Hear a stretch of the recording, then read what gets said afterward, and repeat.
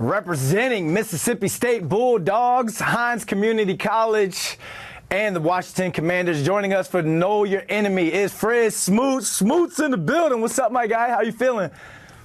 I'm good, brother, man. We both 0-1 right now, but you know this. Somebody's going to leave that game with a victory. I don't know. With the way both teams played last time, it might end in a tie. You know, tie, we all go home with a half smile, half frown. Smoot, we got Giants, longtime Giants beat writer for the Post, Paul Schwartz, with us, joining us, man. Covered you. Paul, say what's up to Fred. Fred, say what's up to Paul, man. Fred, how you doing?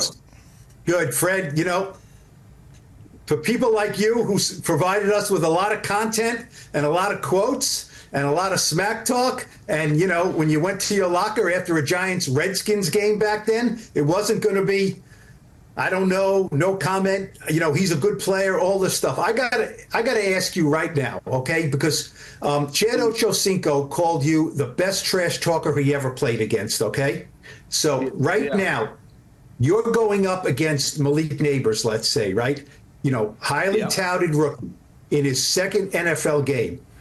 What's your plan of attack up here against him? You know, how do you attack a guy? Do you go right at him right away? Do you let him set up the game? What do you do? Well, first of all, I kill him softly with the truth, because the truth hurts more than anything. So I go to Malik Neighbors before the game. I pat him on his side, and I say, you know what? I hope you got some pockets in them pants, because you can put your hands in them for the rest of the game, because it ain't about you. It's about Daniel Jones. My beef is not with you, all right? It's with Daniel Jones. So long as that's who throwing you the ball, I got a chance to dance on you, man. We're gonna make this dance 2 times a year. See, that's the great thing about it. Like, me and Santana Moss was talking about this the other day. The cornerback, I need my defensive line to give me help.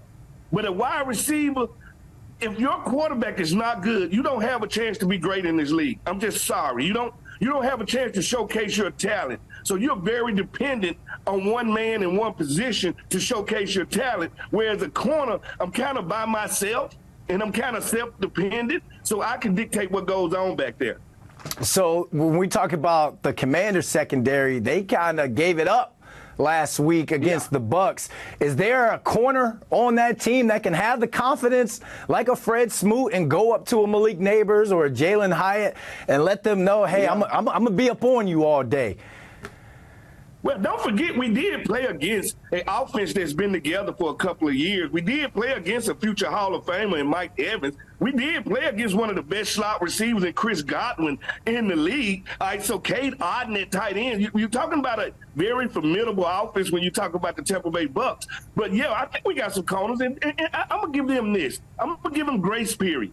That was the first game they ever lined up in the Joe Witt defense, all right? They only have 65 to 75 snaps in the Joe Witt defense, all right? Now, if you come back in week 5 and ask me this question, then I have a more clear answer. But for now, we're literally putting this thing together. We understand our calendar. We understand where we are at. This is a new era of Washington football. We have a new owner, new GM, new head coach, new quarterback. We're at ground zero right now. We understand that.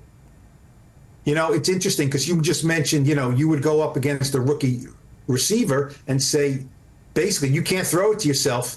Do you think Daniel Jones can get it to him? I mean, you know, you weren't disrespecting Malik Neighbors there. It sounded like you don't have a lot of high regard for Daniel Jones. Well, the thing about Daniel Jones is confidence, all right? And that's the same thing going on with Emmanuel Forbes. It's similar to baseball. When Aaron Judge get in the batter's box and he got the yips in the whole month of April, and then he comes out in May and hits like 23 bombs. Like, so that's what it is. Like, sometimes you need to see the ball go over the gate. You need to see the ball go through the hoop. And I think that's what Emmanuel Forbes needs, and I think that's what Daniel Jones needs. And I'll be honest with y'all. For some reason, Daniel Jones turns into Michael Vick when he plays against us, all right? He feels good playing in Washington, and we usually his get-back game. So now we want to get over that giant hump that we haven't got over when it comes to the Giants, because the Giants has had our number for the last, I think, 8 games or so. I love the pun you put up in there, and I'm going to raise you one. So do you think on the flip side, Jaden Daniels can command this Washington offense and have the confidence that you're talking about to attack this Giants defense who kind of wasn't up to par against Sam Darnold last week in week 1? Yeah, I think he can. I think the thing about Jaden is when everything breaks down, he's going to depend on his legs. And that's something we haven't had here for a long time, a quarterback that can get out there and get those 3rd and 5, they're throwing and set 3rd and 7s when the play has broken down. And see, the thing I want Jaden to take it to a next level at, I want him to escape the pocket. I don't want to take that away from you. But now I want you to escape to throw the ball, all right, not to initially run. I think when he add that 3rd layer to his game, he will become unstoppable in this league because there's no throw he can't make and there's no guy he cannot outrun. But I want him to lead the pocket in a throwing manner, not a running manner, and now he becomes a triple threat. All right, he can throw the ball, he can run the ball, but now if you run to pass, now you become in that Patrick Mahomes type aura of now I can beat you any way I want to. Yeah, he didn't have a completion to one of the receivers over 15 yards, but that was week 1, rookie quarterback. What else have you seen from Jaden Daniels? Like, is he the guy down there? Does all of the Chocolate City, are they rallying behind Jaden Daniels? We rallying behind him, man. The one thing I think really blown us away about Jaden is as talented as he is, it's the person. It's the feet on the ground. It's him acknowledging who he is and knowing how to take the temperature in the room. It's him wanting to earn the fans' respect. It's him wanting to earn his team's make respect. It's how he demands the huddle. I think the person, the leader, is sticking out. The guy's in there 4:30 in the morning. He's the last guy to leave. He understands the process. As long as the guy understands the process, sky's the limit. You know, like I said, the talent here, you don't make it to the NFL and become the second pick if you don't have talent. The talent is there. What really blown us away in this area is Jaden Daniels, the person. I think the person is everything. You know, you what did you run when you came out of college? What did you run in the 40? 4.37. Jaden's 4.3, isn't he?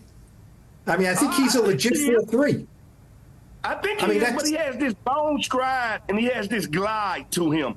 Randall Cunningham, he reminds me of once he leaves the pocket and he gets to going. And it's very Randy Moss-like, where he runs so effortless, you don't know that he's really chewing up as much land as he's chewing up. So he's one of those guys. I think he can be as fast as he needs to be.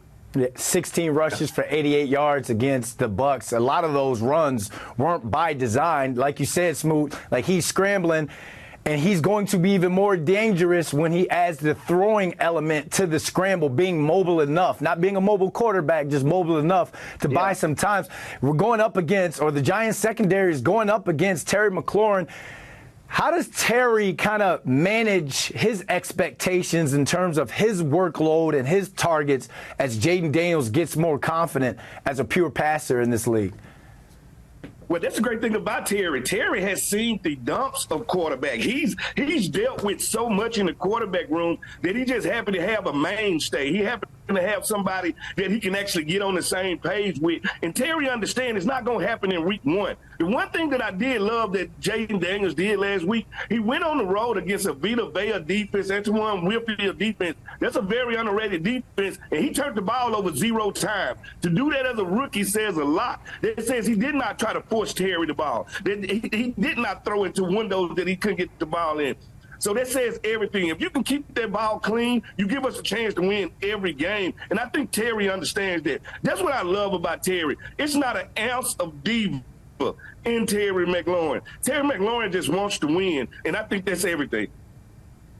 The Giants have, were looking for another cornerback. They tried to take one in the draft. They didn't. They ended up taking a safety. They have Deonte Banks.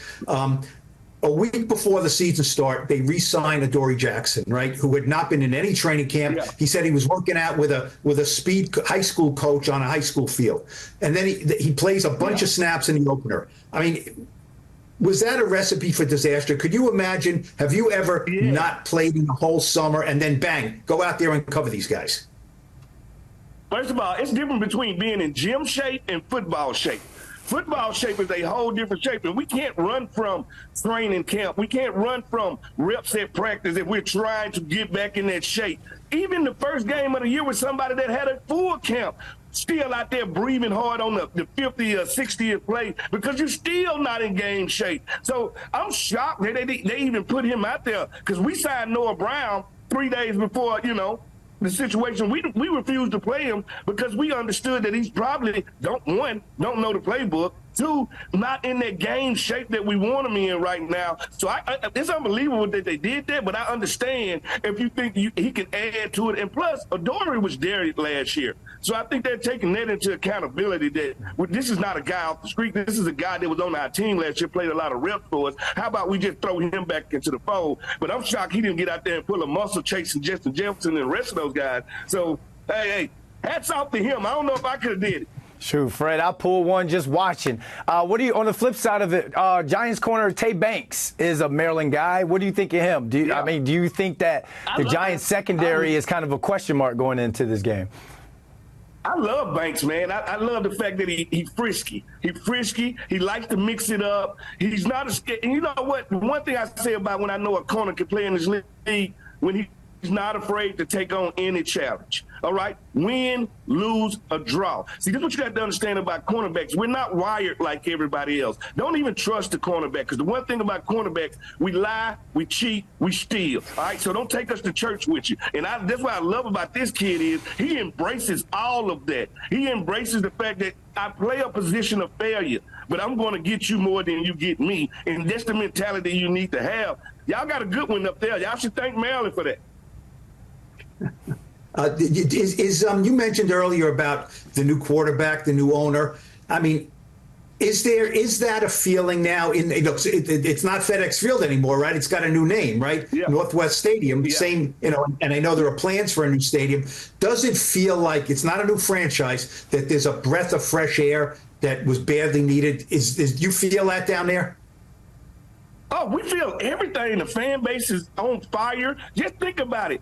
That first game in Tampa, I think the crowd was 50-50. We finally invaded somebody else's stadium and took over. Like, this fan base has been down so long, and it's been this reason they ain't like us. We wasn't winning. The owner wasn't doing this. The new ownership has came in and changed everything from the practice facility to the stadium to every experience for the fans. So, yes, it's very new. Not only is it very new, the black cloud is gone from over the franchise. When I say a fresh start, this is about fresh as you get. This is going to the garden, picking it out yourself, going in there, washing it up in the sink, and making you some dinner. This is, I've never seen this fan base this excited. The only thing I can compare it to is Coach Gibbs coming back for Gibbs 2.0.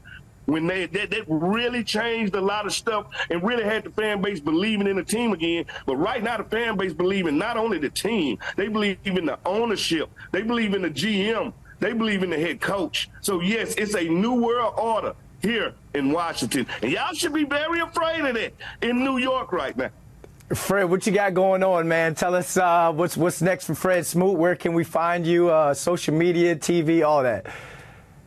Well, you can find me everywhere, all right? The thing about it is I still work for the team. I still do all the media for the team. Meet Santana Moss, London Fletcher, Logan Paulson. You can catch us on our Command Center show that you can catch on YouTube. You can catch my podcast, Get Loud, that's also on YouTube and any other Apple and any other streaming services. We have several shows. That's what I told you. It's a new world around here. We got so many new shiny toys, and they let me play with them all. So anything that has to do with entertainment, TV, radio, you can catch young Fred Smoot on it, and baby, I'm gonna be talking. Oh, Fred, man, this was fun, man. Paul, you said it was going to be fun, Paul. You definitely didn't disappoint, man. Thanks for hopping on with us, and we'll see you Sunday at the game, man. All right, see y'all at the game, man. Thanks, Fred.